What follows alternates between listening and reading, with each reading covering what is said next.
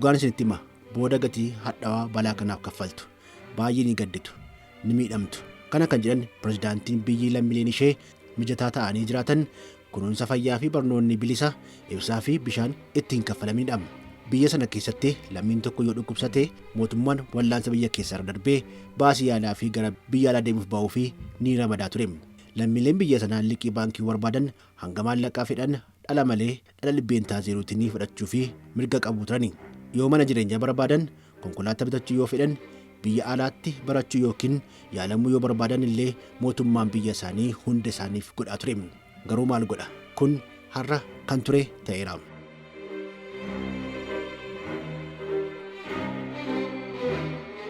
Nagaa fi fayyaa gola addunyaa jirtan hundatti kan isiniif hawwinu kabajamtoota chaanaalii keenya.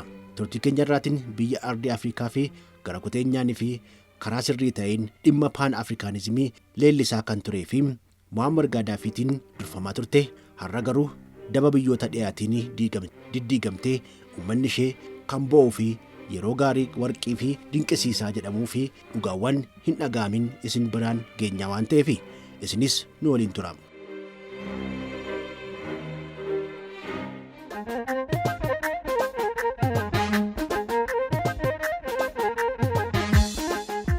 Jeequmsi fi waldhabdeen uummata Liibiyaa mudate nagaa maqaa gaarii fi humna dhagaamummaa kan xiqqeesse ta'uu biyyattiin seenaa durii baay'ee fi gumaachaa fi ashaaraa idil-addunyaa kan hin dhagaamne hedduu qabda.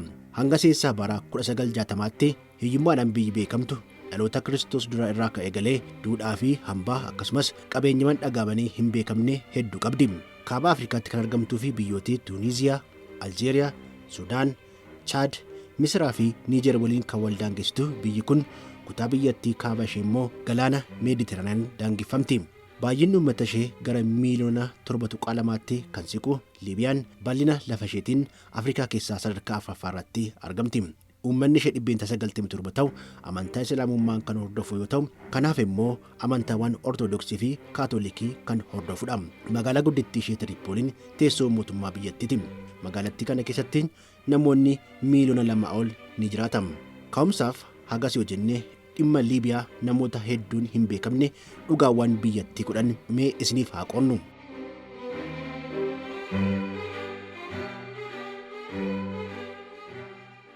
Dhimma Liibiyaa dhagaawwan hin beekamne keessaa tokko Giriikii fi qaroomina Giriik waliin wal qabata.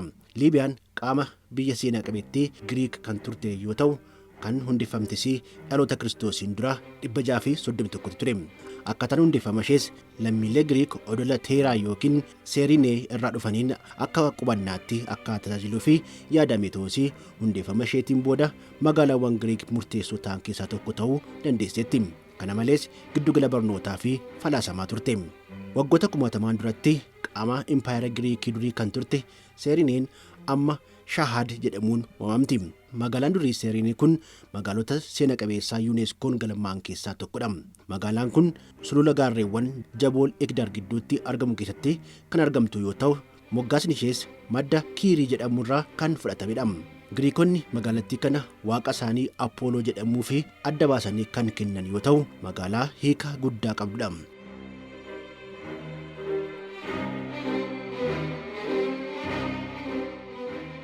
Hambaa seena qabeessa addunyaatti kan galmoofte Seerinee yookiin immoo Shahad ijaarsa artii gamootiin adda baatee kan beekamtudha.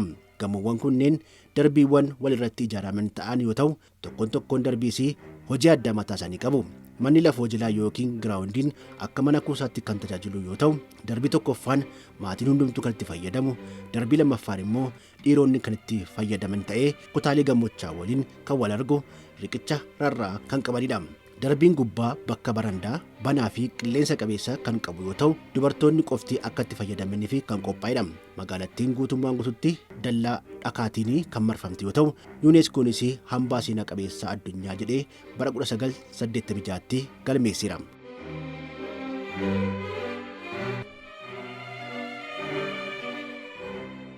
Dhugaan biroo ajaa'ibaa Liibiyaa bokkaa yookiin rooba waliin wal qabata. Waggoottan kunnaan hedduu fi bokkaan itti roobee kan hin beekne kutaa kaaba gammoojjii Saharaa Liibiyaatti kan argamu yoo ta'u, gammoojjii Saharaa jedhamee lammiilee biyyattiin moggaafameera.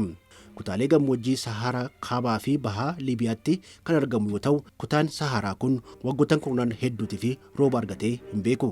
Daangaa Liibiyaa keessatti kan argamu gammoojjiin Liibiyaa addunyaa irraa gammoojjii isa guddaa yoo ta'u, rooba waan hin argannee fi ho'inni isaas olaanaa ta'uu isaarraa kan ka'e kutaa gammoojjii Saharaa cimaa fi haala qilleensaa gogaa fi rakkisaa ta'edha jedhamee ramadameera.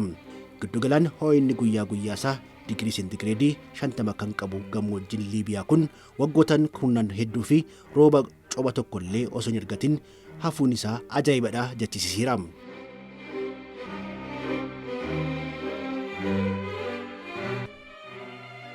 Osuma jennu lammiileen Liibiyaa Araboota miti jechuun gara jabinaanii dubbachuun ni danda'ama. Lammiileen Liibiyaa dhibbeentaa 97 ol ta'u uummata Barbar jedhamudha. Uummanni Barbar Liibiyaatti kan qubatan dhaloota Kiristoosiin dura 1200 ta'uusaa galmaa'eera. Kanaaf dhibbeentaa 3 immoo Araboonni gara Liibiyaa deemuun kan bara 700tti qubatanidha. Liibiyaanonni jaalalli qaban Arabummaaf osoo hin taane Afrikaadhaaf kan caaludha. Lammiilee Arabootaatiin dabalataanis muraasni isaanii Masir, Xaaliyaanii fi Giriikonnis ni jiraatu. Yeroo ammaatti jiraatota Liibiyaa keessaa dhibbeentaa 97 kan ta'u amantaa Islaamaa kan hordofu yoo ta'u, harki caaluu afaan Arabaa ni dubbatu. Tiripooliin magaalaa guddittii Liibiyaati.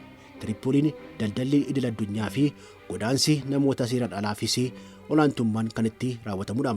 Moggaasni maqaa Tiripoolii jedhu kan dhufe jecha Giriik irraa yoo ta'u, hiikni isaas magaalota 3 jechuudha. Maqaan afaan Arabaa isaa Teeraabuluus jedhama. Tiripooliin kan argamtu fiixee gammoojjichaa fi gara garba Meeditiraaniitti keessa galee waan ta'eef akka buufata doonii xiqqootti ni tajaajilti. Tiripooliin bifa magaalaa akka cabbii addaatti qabduu fi boca qaama bishaan ishee irraa kan ka'een Mermidii Meeditiraanii jedhamtees ni waamamti. Naannoo seena qabeessaa handhuura Tiripoolii yeroo ammaattis bareedina isaa akkuma eegee yoo ta'u, ijaarsi gamoo rarra'ee argamuu fi masaraa Garba Diimaa jedhamee beekamus daarii handhuura magaalattii irratti argama.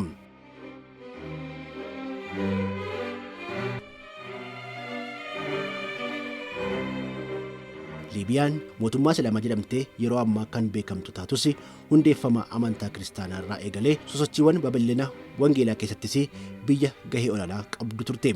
Fannifamuu Iyyasuus Kiristoosiin durattii fi du'aa ka'uu isaatiin boodas lammiilee Liibiyaa lama gumaacha seena qabeessaa olaanaa taasisan haa ilaallu. Inni jalqabaa Yihuudaan erga kaadee booda Iyyasuus Kiristoos loltoota Qeesaariin qabamee abbootii amantaa Yihuudaatiin akka fannifamutti gaafatamee fannoo baatee akka deemu wayita taasisanitti foon uffatee waan dadhabee fi daandii irratti kufee ture.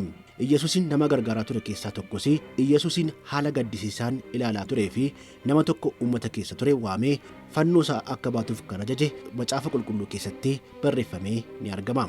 Namni kunis dhalataa magaalaa Seereenee yookiin Shahaad kan ture Simoon yoo ta'u, namni lammaffaan immoo ergamaa fi barreessaan Wangeelee Maarqoosidha.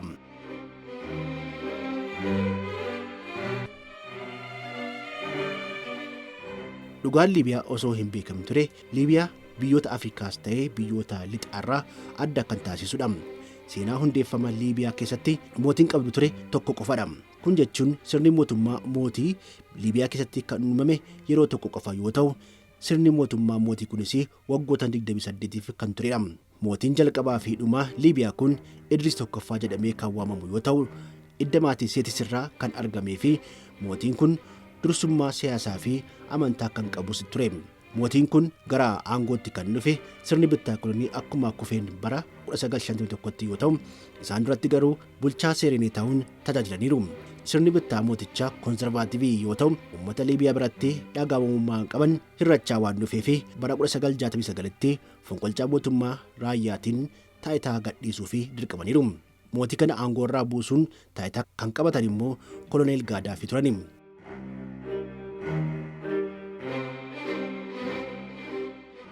Dhimma dhugaa biraa Liibiyaa guyyaa guyyaan dhageenyuu fi ajaa'ibaan wanti Itoophiyaa waliin wal fakkeessu tokko ni jira. Akkuma biyya keenyaa Liibiyaanis Xaaliyaaniin yeroo lamaa fi kan weeraramtee fi dhuma irrattis injifachuun Xaaliyaaniin dagogdee biyya isheetii baafteetti.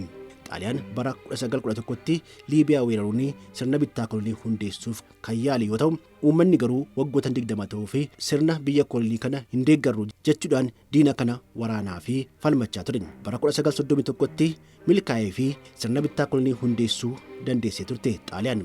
Haa ta'u malee waraanni addunyaa lammaffaan akkuma jalqabameen lammiileen Liibiyaa tokko ta'anii yaa'anii sirna bittaa mootummaa Xaaliyaan kuffisaniiru. Kunis haa ta'u malee hanga bara 1951tti garuu biyya birmadummaan ishee eegame taatee of hin dandeenye.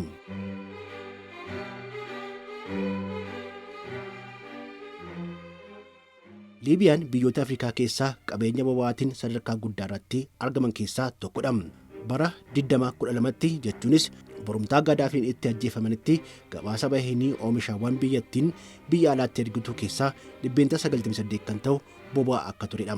Liibiyaan bara 1959tti qabeenya boba'aa olaanaa qabaachuun ishee osoo hin mirkanaa'in duratti addunyaa irratti tarree biyyootii boba'aan hin qabne keessatti ramadamte turte. Bu'uura gabaasa eejensii humna idil addunyaatiin biyyattiin guyyaatti boba'aa barmeela miiliyoona 1.8 oomishaa turte. Oomishni boba'aas lafee dogoggoruu dinagdee biyyattii yoo ta'u, biyyattiin hanga qabeenyaatiin ardii Afrikaa keessaa sadarkaa 15 dura qabaatan keessatti ramadamti.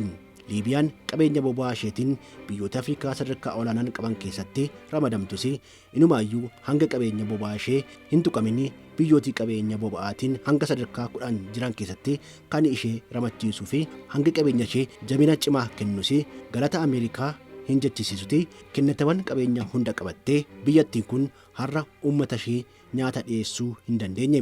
Liibiyaan uummata isheetii fi nyaata 75 hanga 80 kan ta'u biyyootii biroo irraa galchiti. Liibiyaan biyya gammoojjii Saharaa keessatti argamtu ta'uu isheetiin biyyattiin kun biyyoo bishaan lolaatiin dhufuu fi hin qabdu. Kana malees biyyoon biyya kana biqiltuu biqilchuu fi kan mijatu waan hin taaneef akkasumas naannoo oomisha qonnaaf mijatu immoo waggoota dheeraa fi rooba cophaa tokko illee hin arganne. Rakkoo kana furuu fi Gaddaafiin dorgomaa kan hin qabaannee fi ujummoowwan jallisii dheerina kiiloomeetira 2 fi meetira 600 qabu laga namtochee fi dheerina isaatiin addunyaa irraa sadarkaa dursaa kan qabu ijaarsa jallisii maallaqaan deeggaruu fi yaalii taasisee ture. Ameerikaa fi Neetoon garuu Liibiyaa irratti boombii wayitaroofsan olaantummaan bakkeewwan xiyyeeffannaa taasifatan keessaa tokko piroojeektii misooma jallisii guddaa kana waan ta'eef lammiileen Liibiyaa ammas fedhiiwwan bu'uura nyaataa isaanii kan guuttatan biyya alaatiidha.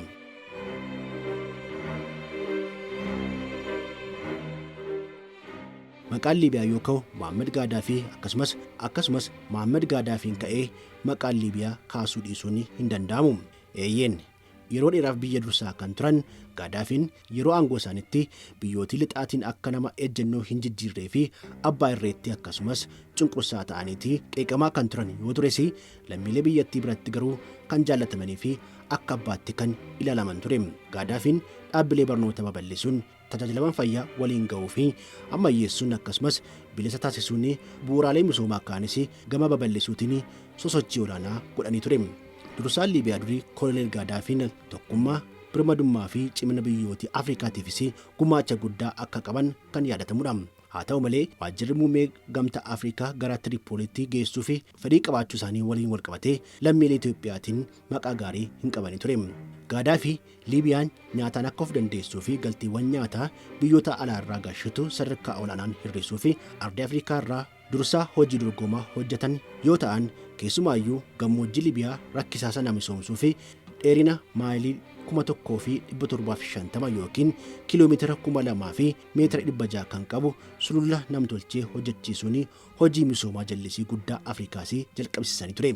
Gaddaafiin gara aangootti kan dhufan bara 1969tti. Isaaniin duratti kan turan mootii Idris fonqolchuun yoo ta'u hanga bara 2011tti waggoota 42 fi taayitaa irra turani. Akka isaanis haleellaa boombii Neetoo fi Ameerikaatiin akkasumas gareewwan hidhattootaa biyya keessaa isaan gurmeessaniin fonqolcha mootummaatiin aangoo isaanii dhabanii haala sukkanneessaanii harka namaatiin ajjeefamuun isaanii kan yaadatamu yoo ta'u yeroo sanarraa eegalees biyyattiin gareewwan hidhattootaa hin beekamnee fi faayidaa uummataatiif giddii hin kenneen dararamaa jirti.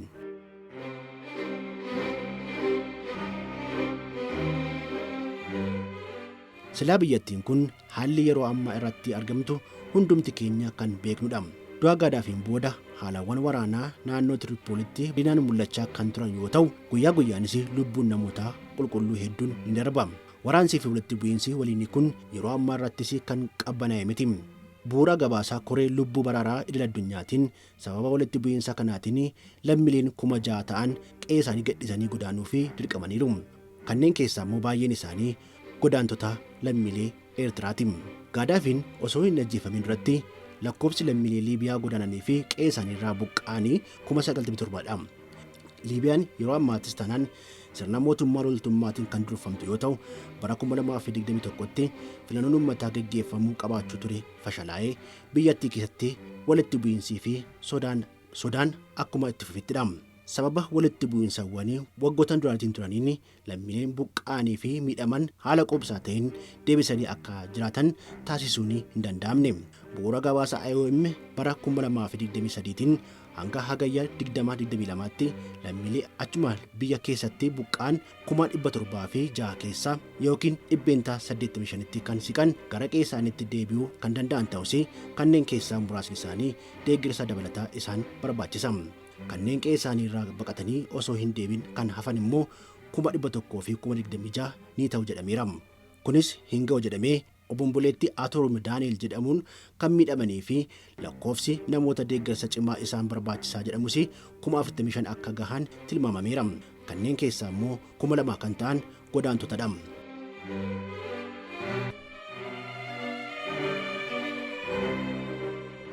Bara faranjoota 2023tti dhaabbanni D-Team jedhamu qorannoo qorateen godaantonni 700,000 fi 6,000 siqan Liibiyaa akka jiraatan mirkaneessuu kan danda'e yoo ta'u sababiiwwan sirna seeraa fi bulchiinsa gaarii rakkisootiin lubbuun baay'ee isaanii akka darbuu fi balaaf akka saaxilamu ibseera.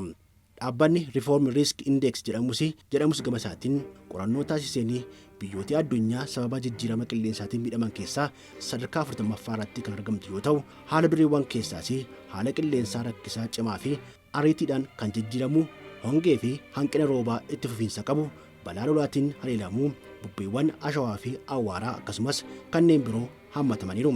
Kanneen caalaa immoo walitti bu'iinsi biyyattiitti itti fufee jiru oomishtummaa qonnaa irrattis ta'e nageenya lammiilee irratti yaaddoo guddaa uumeera. Dhaabbanni mootummoota gamtoomanii kan bocee fi qabiyyeen walta'iinsa misoomaa itti fufsiisan yookiin UNSDCF xiyyeeffannoo isaa gara misoomaa fi guddinaatti kan fide ta'us lammiileen deeggarsa namummaa barbaachisu akka jiranidha kan himame.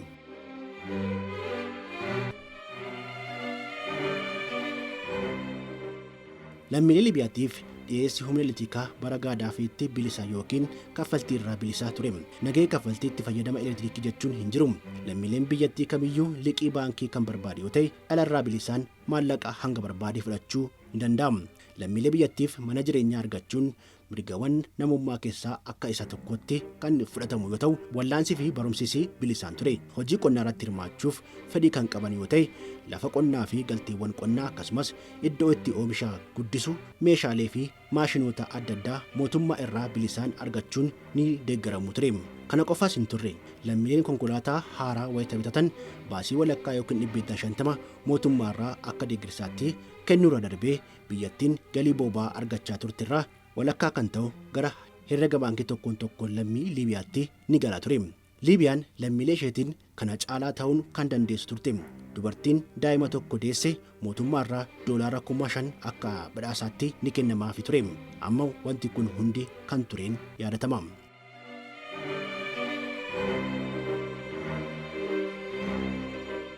Yeroo ammaatti lammiileen Liibiyaa haala jireenyaa qananii fi kabajaan duraan jiraachaa turanii fi barri itti tolummaan kunuunsaan beekan jecha tokkoon kan ture jechuun cufameera.